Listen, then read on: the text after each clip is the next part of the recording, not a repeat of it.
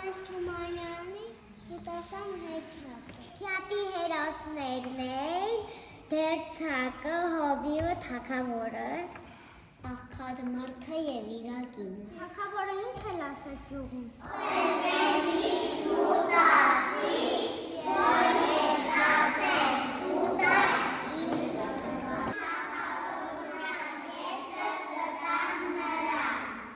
Գալիս է թագավորի մոտ Հովիվը, հայը դագանակում էր, որ երկնքում աստղերը խառնում էր։ Թագավորը հավատում է նրան։ Այո, հավատում է։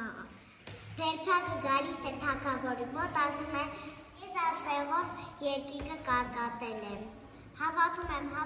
լավ չես կարև ազրև այլ կարի։ Գալիս է վերջում յուղացի, ասում է, պար քեզ մնացել ոսկի տուր։ Որը չի հավատում։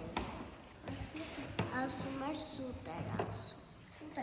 Դե որ սուտ եմ ասում, թագավորության կեսը տուր ինձ։ Բայց թագավորն ասում է, ճիշտ ես ասում։ Եվ մի կոտ ոսկե տալի, կողացին ոսկի, վերցում է և գնում է։ Երեխաներ, ձեզ դուր եկավ հեքիաթը։ Այո։ Մենք հեսանայել ենք Սուտասան մուլտֆիլմը։ Լավն էր